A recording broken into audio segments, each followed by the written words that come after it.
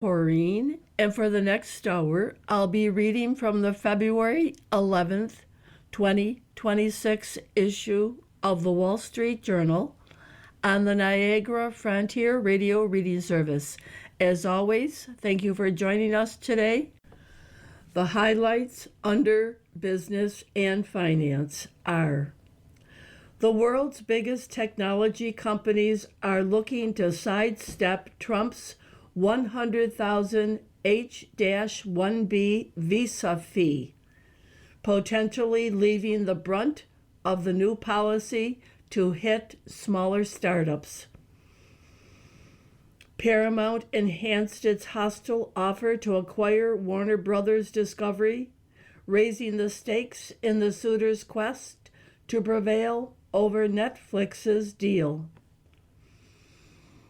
Major U.S. stock indexes ended mixed, with the S&P 500 and NASDAQ falling 0.3% and 0.6% respectively, and the Dow rising 0.1%. U.S. retail sales were flat in December, surprising economists who had expected growth, despite concerns about a fragile consumer economy. Ford reported its biggest ever quarterly loss at $11.1 billion and revealed a $900 million hit from a truncated tariff relief program. Tesla veteran Raj Jagannathan left the company a few months after he was promoted to oversee sales and service at the vehicle maker.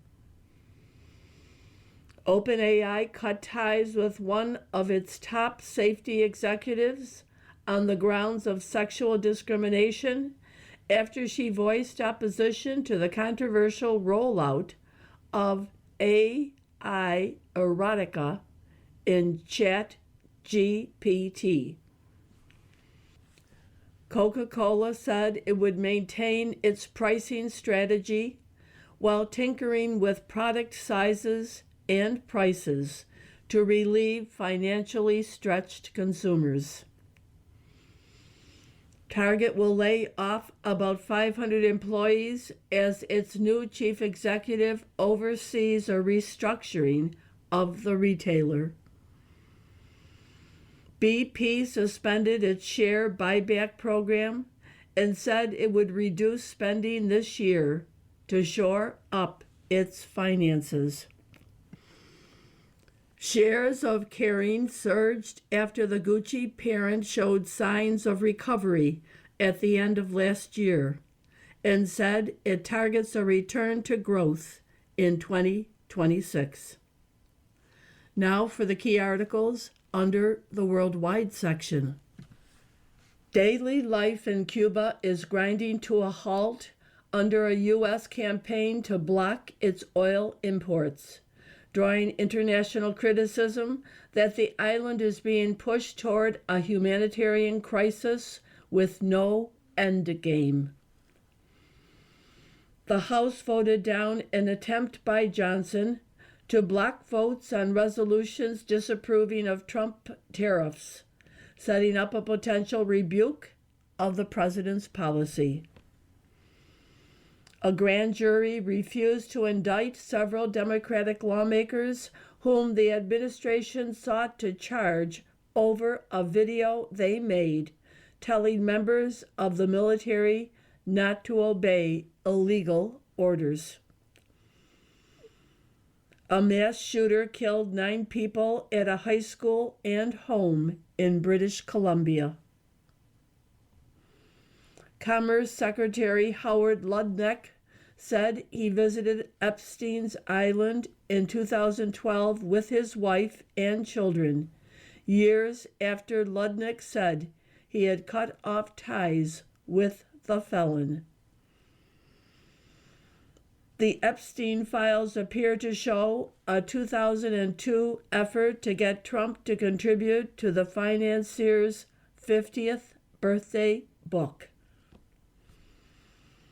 a White House official who unsuccessfully pushed claims of 2020 voter fraud spurred an investigation that led to the search of a Maine election office in Fulton County, Georgia. Senator Susan Collins, a Republican, said she would run for re-election in Maine.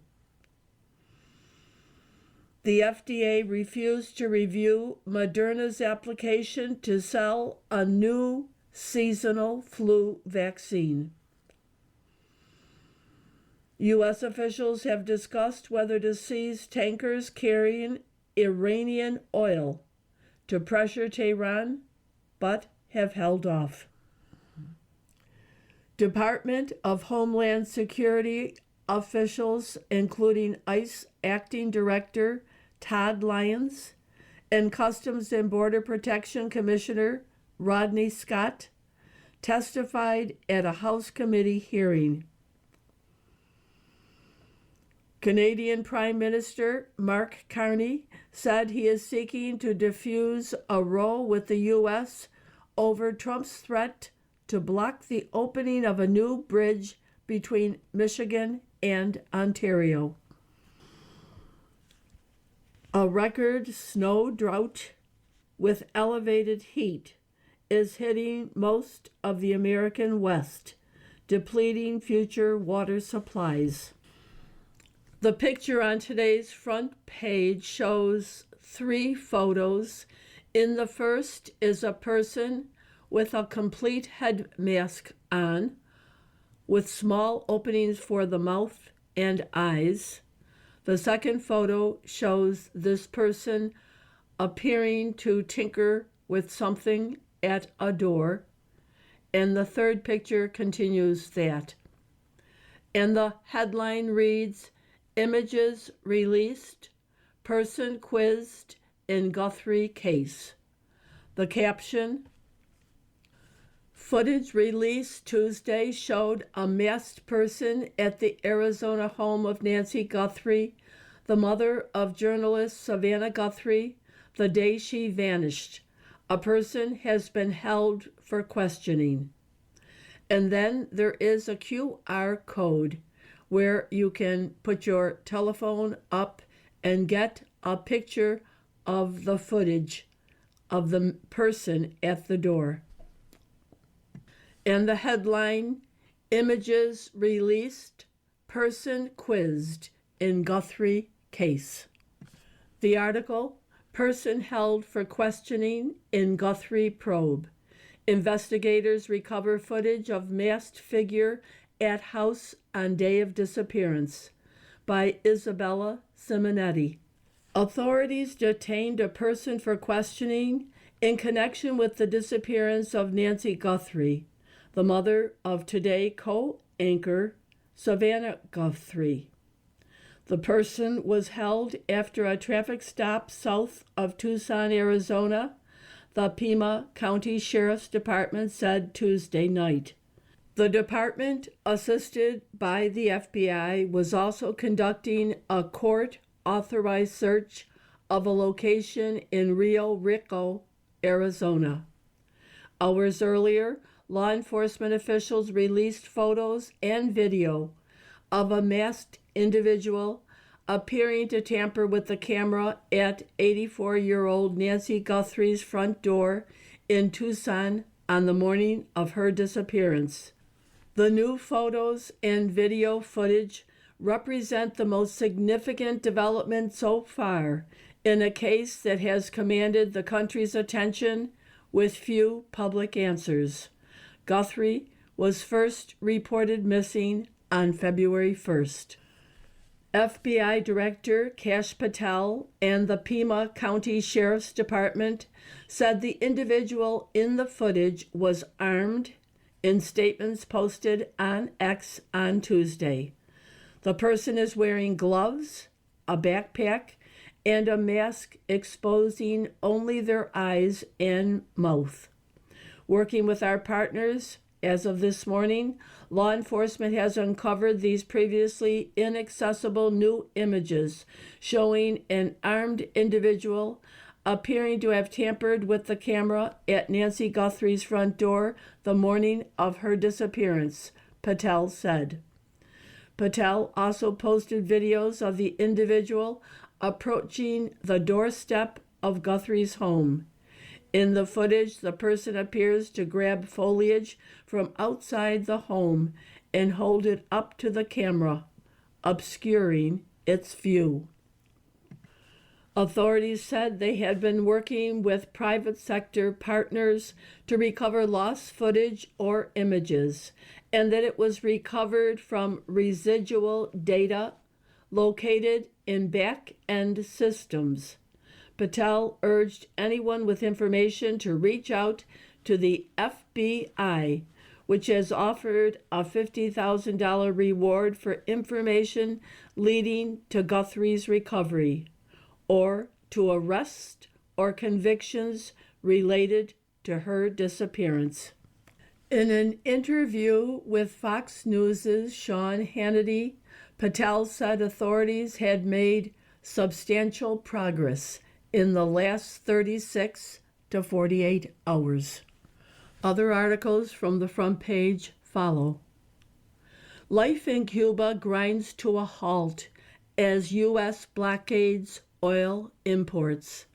Airline cancel flights, hotels close, and authorities furlough workers. By Vera Bergengruen and Deborah Acosta.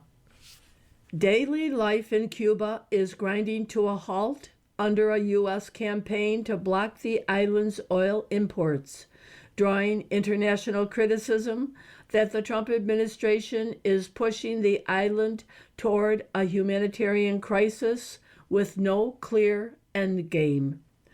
The Caribbean islands' communist authorities are rationing dwindling fuel supplies, curtailing public transportation, and furloughing workers. Children are being sent home from school early.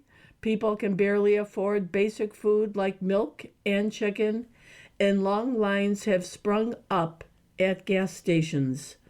Cuba's crucial tourism industry is paralyzed. Some popular hotels, crippled by blackouts, have begun to shut down, ferrying remaining guests to other lodging, Russia's tour operator agency said. With more than 4,000 Russian tourists in Cuba, Moscow-backed state airline Aeroflot said it was restricting service and flying an empty plane to pick up tourists.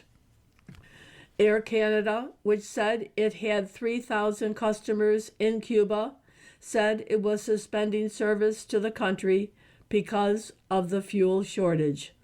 Other airlines said they would refuel on neighboring islands for now. The swiftly deteriorating conditions in Cuba come after the Trump administration effectively set up an oil blockade in January. The last oil delivery to the country was a January 9th shipment from Mexico, which has since halted supplies under U.S. pressure. Cuba has also lost crude deliveries from Venezuela since the U.S. raid on January 3rd that captured authoritarian leader Nicolas Maduro, ending all support for Cuba from its biggest backer. President Trump's executive order on January 29th called Cuba an unusual and extraordinary threat and warned of new tariffs for any country that supplies oil to the island. The new measures go on top of a comprehensive set of U.S. sanctions on Cuba that began in the early 1960s when the Fidel Castro-led government nationalized U.S. property. The State Department recently said the U.S. would send $6 million in humanitarian aid, which includes canned tuna, rice, beans, pasta, and solar lamps to allow recipients to charge their phones. For Cubans, the breakdown has been punishing. Most Cubans are living with increasingly severe blackouts. In recent weeks, the Trump administration has been searching for Cuban government insiders who can help push out the government by year's end, the Wall Street Journal has reported. Florida Republicans and other hardliners have cheered the Trump administration's crackdown. Our Cuban American community is eternally grateful for your decisive action against the regime, Representative Carlos Jimenez posted on X. The end is near. You are listening to a reading of articles and features from the Wall Street Journal on the Niagara Frontier Radio Reading Service. Tech giants prepare to skirt H-1B fee. Big firms weigh how to avoid $100,000 charge, leaving small ones in the lurch. By Amrith Ramkumar, Washington. The world's biggest technology companies are looking to sidestep President Trump's $100,000 H-1B visa fee, potentially leaving the brunt of the new policy to hit smaller startups. Drawing largely on playbooks they have relied on for years, Amazon.com, Microsoft, Alphabet Unit, Google, and others generally plan to find workers in categories that don't have to pay the fee, including existing H-1B visa holders, students, and people on other types of visas, according to people familiar with the company's plans. Retail revival vow burned investors. Ty Lopez pitched Radio Shack Pier 1 turnarounds. SEC alleges Ponzi scheme. By Suzanne Kapner and Alexander Gladstone. Ty Lopez was living proof the American dream was still attainable for young men willing to bet on themselves. The entrepreneur hosted parties at a mansion in Beverly Hills and boasted about the black Lamborghini in his garage. The college dropout had made a name for himself on social media by offering get-rich-quick advice and self-help courses. He urged his followers to invest in a new company he had started that was scooping up distressed retailers on the cheap. Radio Shack, Pier 1 Imports, Dress Barn, Model Sporting Goods, and Linen and Things, with a promise to turn them into e-commerce winners. On his podcast, The Ty Lopez Show, and in his social media post, Lopez, who is 48 years old, hasn't addressed the company's collapse and the heavy losses incurred by his investors. The day after the SEC filed suit, Lopez posted on X, "Never doom. No matter how horrible the situation, don't ever think you're doomed. Unless you are dead, all defeat is psychological." To help finance acquisitions, Lopez and his partners raised more than $230 million from at least 660 investors. The SEC alleges that $112 million of it came through fraudulent securities offerings. Kennedy Center revamp captivates president. By Annie Linsky, Jessica Tunkel, Josh Dawsey, and Dave Michaels, Washington. President Trump knows which slabs of white marble cladding the John F. Kennedy Center for the Performing Arts need to be replaced and what type of pipes run through the venue. He has the cell phone number of the head of building maintenance, and he calls regularly for updates on fixes at the venerated cultural institution, according to people familiar with the matter. He has told allies he would like to see Live Nation Entertainment involved in the venue's operations. A person with direct knowledge of the conversation said. Kennedy Center officials are in discussion with the company about taking over ticketing. Overhauling the Kennedy Center has become a fixation for Trump, and no detail is too small for the real estate developer turned president. Despite Trump's focus on the Kennedy Center, and in some cases because of it, the president faces major challenges as he seeks to remake the cultural center in his image. Ticket sales have fallen, and skeptical artists are canceling performances, and there is mounting consternation from Democrats and privately some Republicans that he will drastically alter the look and feel of the venue. Korea Bitcoin blunder doles out $40 billion. By Timothy W. Martin and Soo-Young Rhee. Seoul.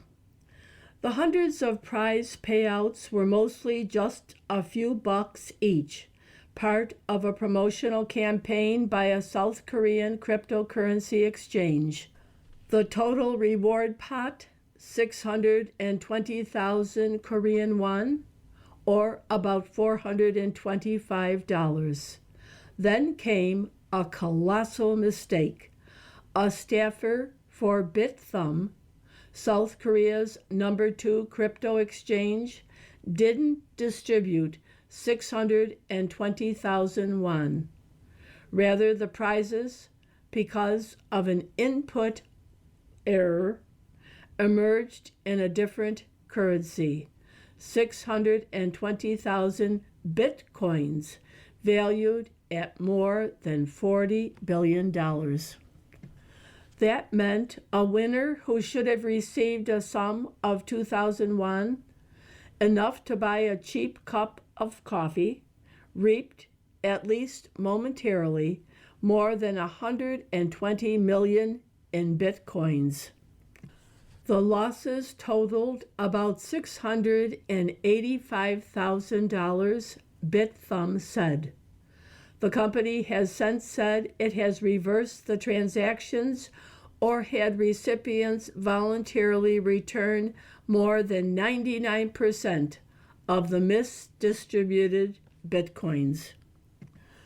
But BitThumb is still trying to persuade users who, during the brief window of trading, managed to offload more than 100 bitcoins valued at about $9 million to give back the equivalent funds. A Stanford experiment to pair singles has taken over campus. Matchmaking tool is the talk of the school, giving dating challenge students new hope. By Jasmine Lee. When Ben Rosenfeld started working as a residential assistant at a Stanford University dorm, he encountered 77 freshmen possessed by an all-consuming force. His new gig coincided with the release of Date Drop, a matchmaking platform that launched in September and immediately took over conversation in the dorm. They're always talking about who they want to be matched with, who they're matched with, who their friends are matched with, said Rosenfeld, a Stanford senior majoring in data science. Created by graduate student Henry Weng, Date Drop has students answer 66 questions about their values, lifestyles, and political views. These responses are fed into an algorithm to pair compatible students. Matches drop every Tuesday night at 9 p.m. Students huddle in dorm rooms and libraries to find out who the algorithm chose for them. Some take to Fizz, a discussion forum, to complain. My date drop was chopped, one student wrote, using a slang term for unattractiveness. Those who like what they see often wind up at On Call Cafe, a popular date spot that offers students a free beverage if they show up with their first match of the quarter. More than 5,000 Stanford students have used Date Drop at a school with about 7,500 undergraduates. It has spread to 10 other colleges, including Columbia, Princeton, and MIT. And Date Drop just raised $2.1 million in venture capital funding. Gold medals are already falling apart at the Games by Jared Diamond in Milan and Rachel Bachman in Cortina d'Ampezzo, Italy.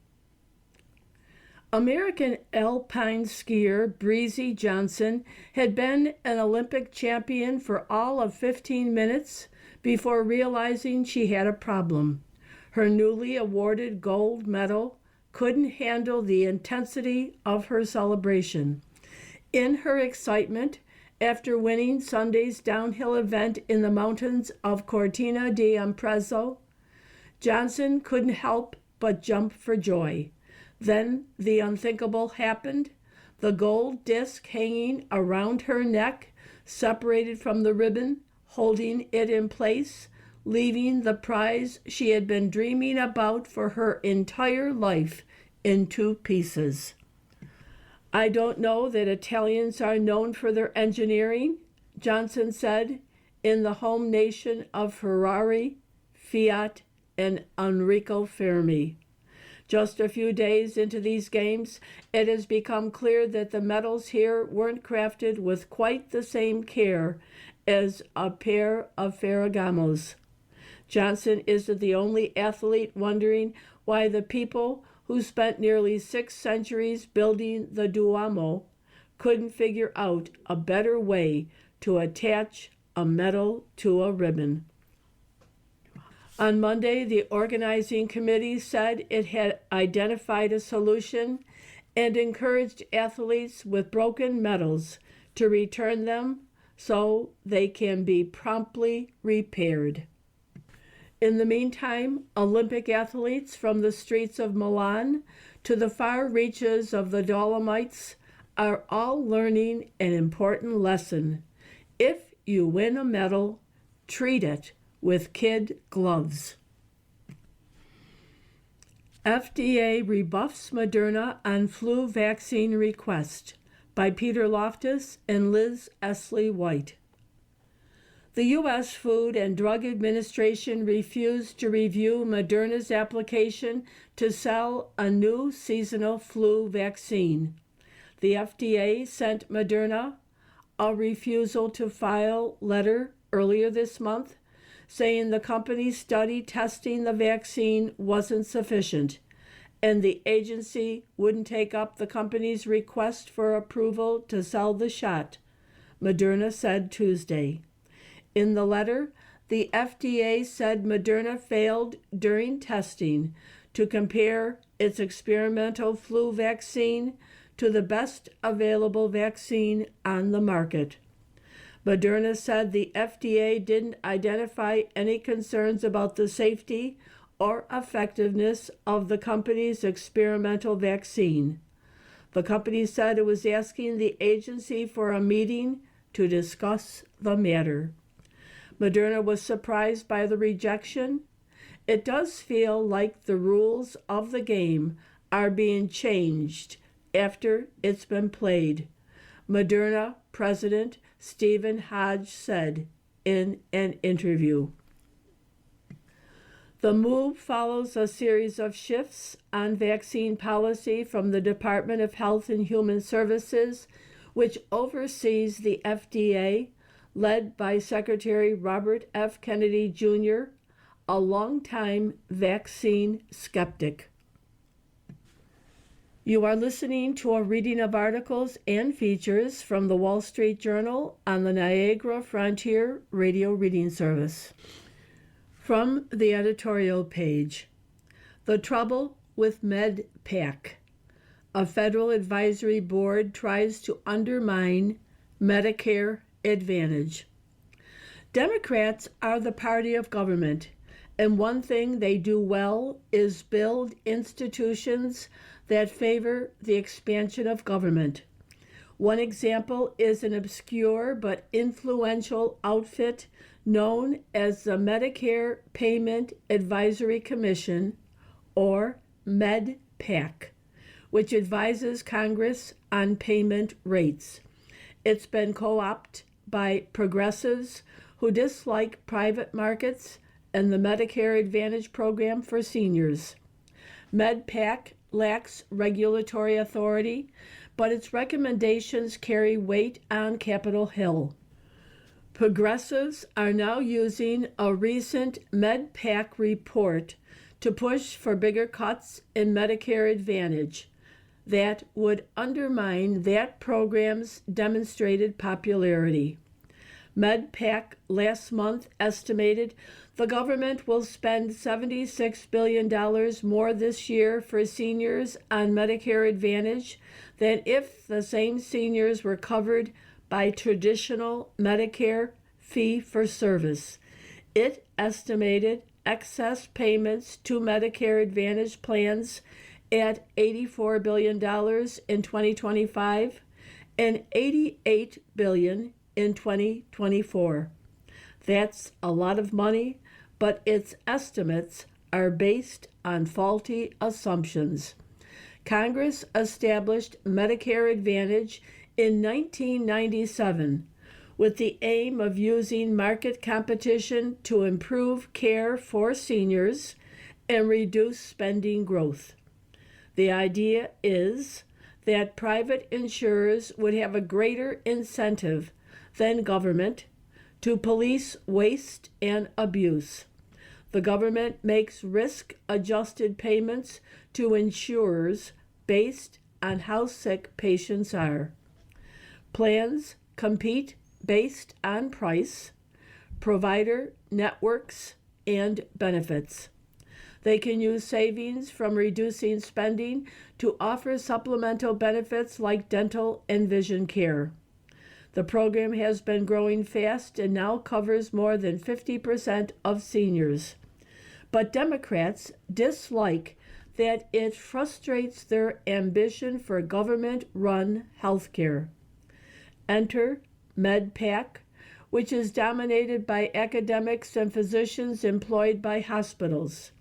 MedPAC claims Medicare Advantage savings are a mirage because the plans enroll healthier seniors than traditional Medicare, and insurers code them as being sicker than they actually are to obtain bigger payments. MedPAC estimates that this has increased insurer payments by some 14% to 21% in recent years, amounting to some $76 billion this year. It's hard not to be shocked at the total amount of money going into MA, Medicare Advantage rebates, the coding issues, the lack of data on extra benefits, and recognizing how much those are costing the taxpayers, said MedPAC Commissioner Stacy Dusetzina. Ms. Dusetzina's ideological preferences are clear.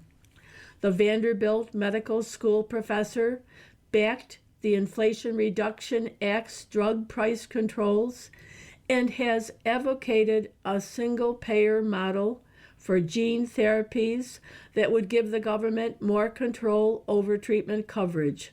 Such anti-private health care biases infect MedPAC's study on Medicare Advantage.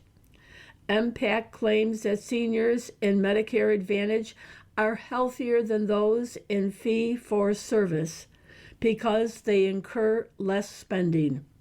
Ergo, insurers must be coding them as being sicker than they are.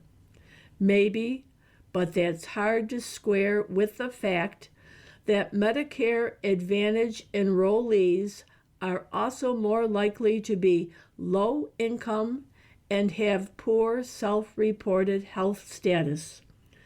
A more likely explanation is that plans do a better job of ensuring conditions are diagnosed and treated, thereby reducing unnecessary spending and hospitalizations.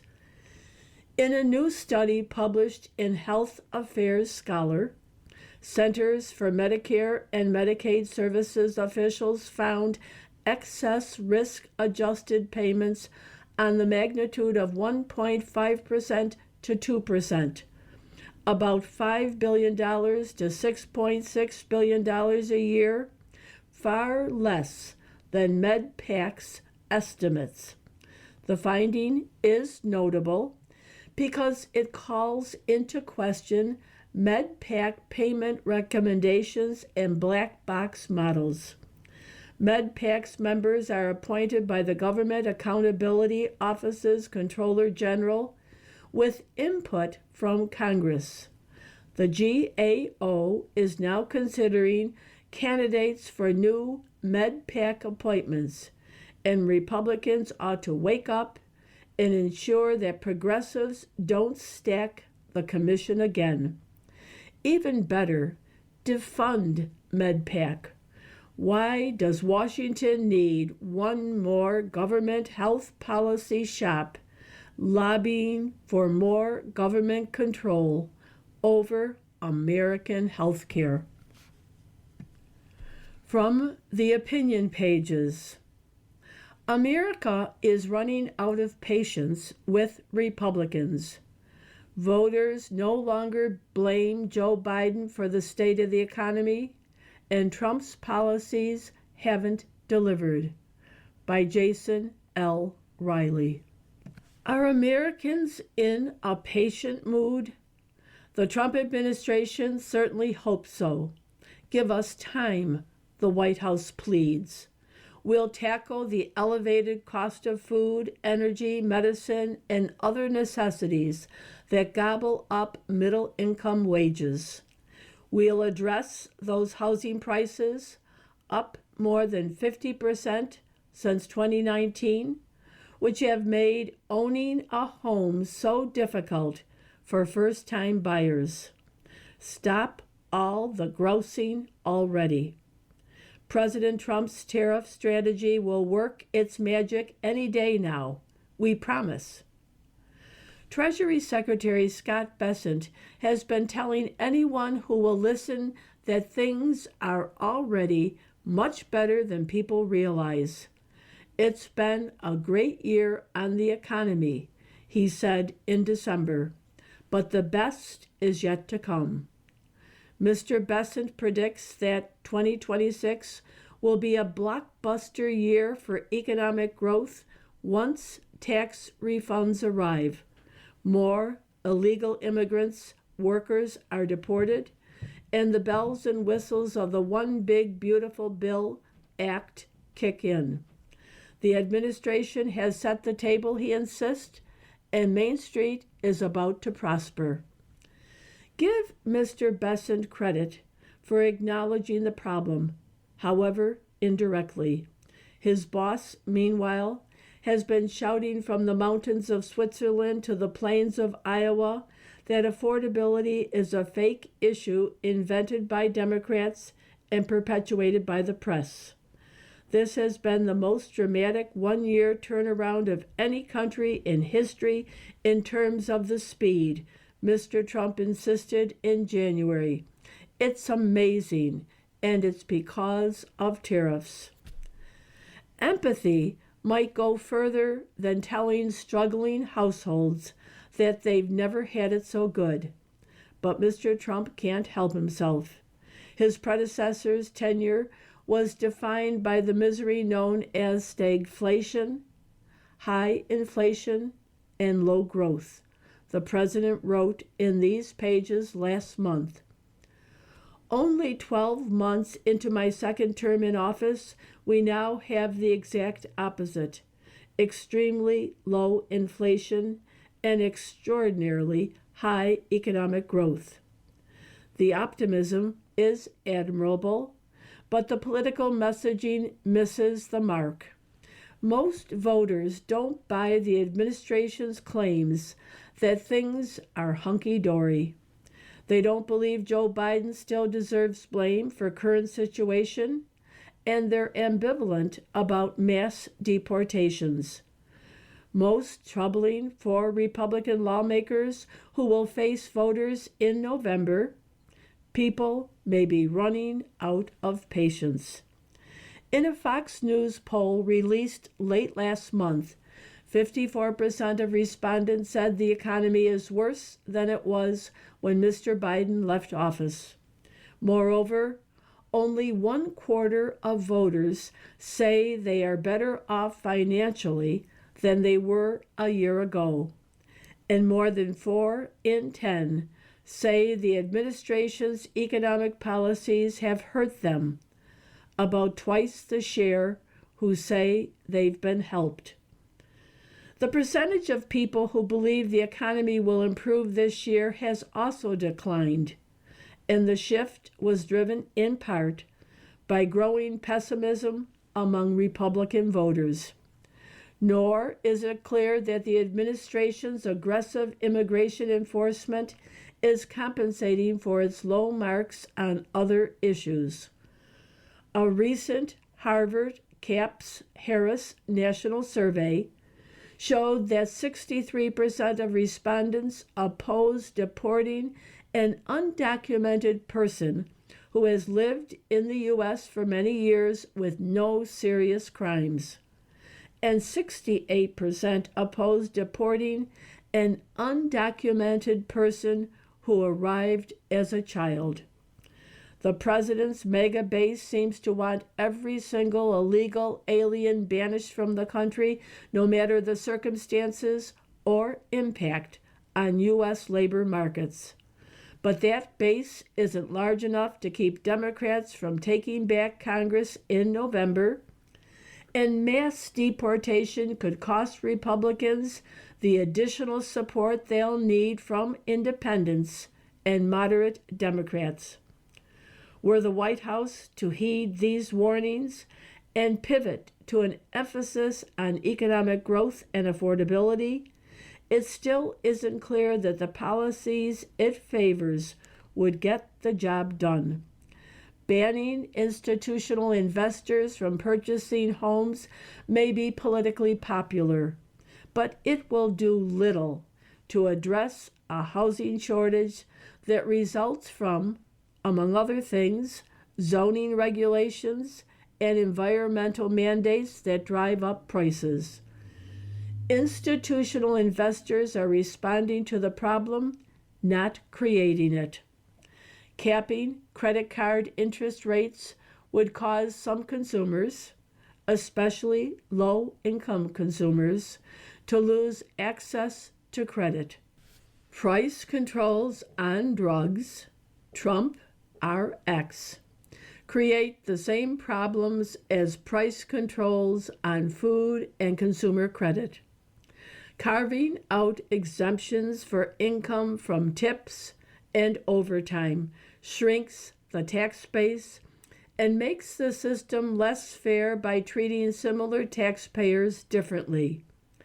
Taxing imports leads to higher costs for producers and consumers, and the president has been forced to use revenue from tariffs to bail out the industries they've harmed.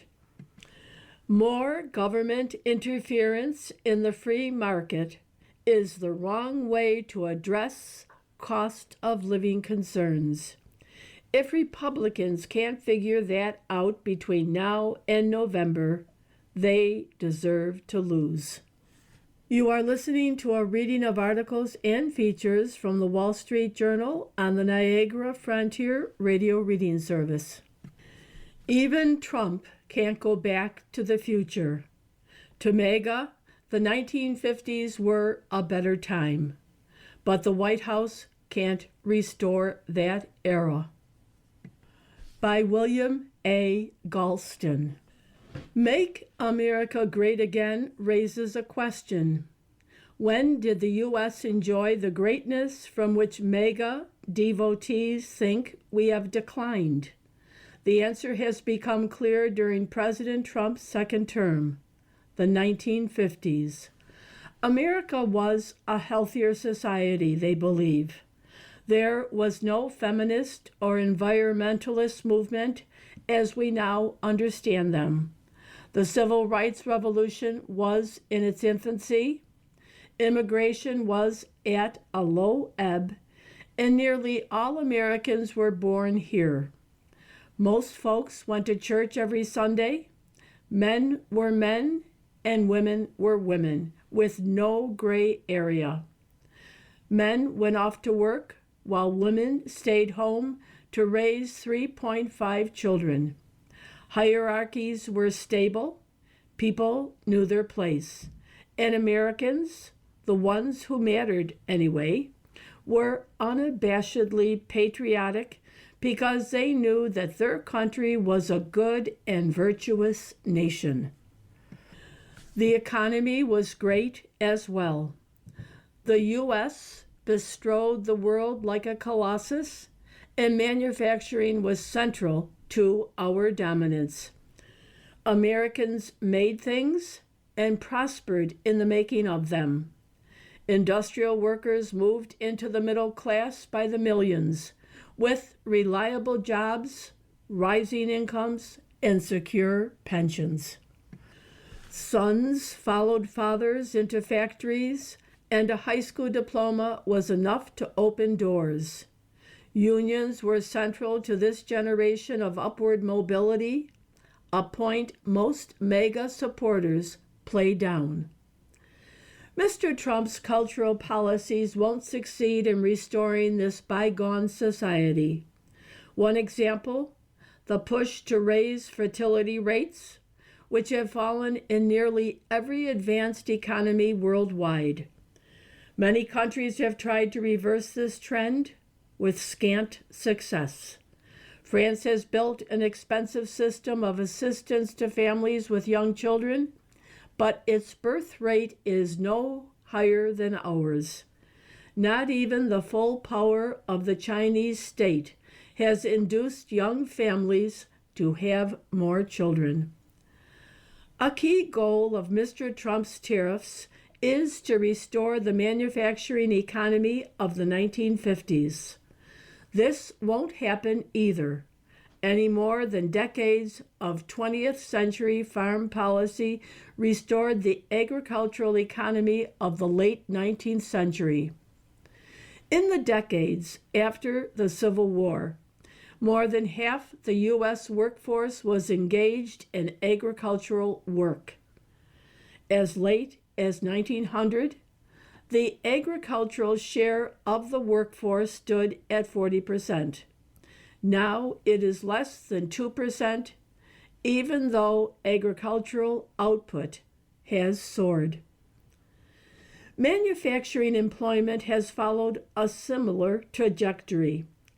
Since peaking at nearly 40% during World War II, manufacturing as a share of total employment has declined steadily and now stands at 8%.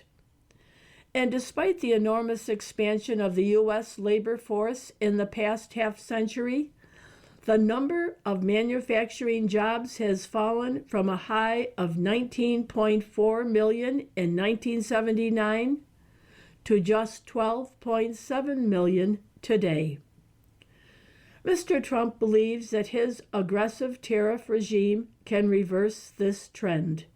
So far, it hasn't. Manufacturing employment has fallen every month since he announced his Liberation Day tariffs in April, representing a decline of 72,000 jobs in the past 8 months. The longer term could be different, of course. It is likely that some firms will respond to tariffs by investing in their U.S. manufacturing capacity and changes in the tax code, allowing firms to write off investments in plant and equipment more rapidly could accelerate this process. At the same time, there are forces pushing in the opposite direction. Tariffs create winners and losers, helping some U.S. manufacturers while hurting others. Large corporations are much better positioned to lobby for exemptions from costly tariffs than small businesses are, and to maintain competitive new manufacturing facilities are likely to be highly automated. If so, manufacturing output will rise faster than manufacturing employment. There are also supply-side constraints on manufacturing employment. According to the St. Louis Federal Reserve Bank, more than 400,000 manufacturing jobs went unfilled at the end of 2025. Manufacturers report persistent shortages of machine tool operators and technicians who can repair complex new equipment, skills that take time and training to learn. This isn't to say that Mr. Trump's concerns are wholly without merit. The decline of U.S.-based manufacturing created risks, many of which became apparent during the COVID pandemic. While autarky, economic self-sufficiency, is both undesirable and unachievable, dependence on foreign suppliers in key areas such as medical supplies and advanced computer chips can generate dangers to the economy and national security. Doing what we can to reduce these vulnerabilities makes sense. Still, the yearning for a vanished past is never a good guide to public policy. Making even the most optimistic assumptions about the demand for and supply of manufacturing workers over the next decade, Mr. Trump won't bring back the economy of the 1950s.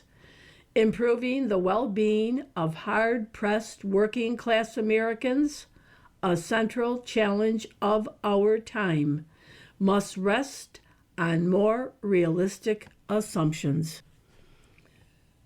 Letters to the editor. Where's a Florida man when you need one? Your editorial, Mass Deportation and Florida Jobs, sensibly notes the lack of evidence that undocumented immigrants are taking jobs from Americans, but then it unfortunately concludes that E-Verify systems that confirm the work authorization of new hires shouldn't be mandated since businesses can't grow if government takes away their workers. E-Verify mandates may have painful effects, but the solution isn't to limit businesses' responsibility to verify workers' legal status. Rather, it's to improve legal frameworks for immigrants to enter and work in the U.S. You direct readers to the wrong policy conclusion. From Christopher Tao, Bethesda, Maryland. Same topic. Recent labor data suggests that hundreds of thousands of able-bodied, prime-age adult men aren't participating in Florida's workforce. Once employers bring these non-contributors into the workforce, we can reform immigration law. Their incentive not to work is the social welfare safety net. A failing education system and a drug abuse epidemic also contribute to the problem. From John Walco, Brentwood, Tennessee. Same topic. Your editorial highlights the economic damage that results when immigration policy ignores reality. I've seen this firsthand. I work in the landscape industry, which depends heavily on seasonal labor. We operate as 100% E-Verify employer and follow the law strictly. We're only able to do that because we use the H-2B temporary worker program, a legal pathway to hire foreign workers. It works, but it's far too limited. Because H-2B visas are capped far below demand, many otherwise honest businesses face an impossible choice: turn down work and shrink, or hire unauthorized labor. The problem isn't unwillingness to comply, it's there aren't enough legal workers. The solution is to expand the number of temporary work visas and pair them with a clear employer-sponsored path to permanent residency. Workers who enter the U.S. legally, pass vetting, hold steady jobs, and pay taxes should in several years be able to earn green cards. When people have a workable legal option, they take it. Immigration policy should reflect that common sense. From Keith Rotolo, Mandeville, Louisiana. The Pepper and Salt cartoon today shows a man dressed in his bathrobe answering the phone. And the message is, press 4 if you'd like to join a support group for people who are on hold. Another Pepper and Salt cartoon from yesterday shows a couple on a very small island with only one palm tree, and a boat is approaching. And the husband says, "How long is your mother staying?" You've been listening to a reading of articles and features from the February 11th, 2026 issue of the Wall Street Journal. We read from the Wall Street Journal every Monday through Thursday at 11 p.m. Your reader has been Corrine. Thank you for listening, and have a wonderful day or evening, and stay warm, although it is getting better, isn't it?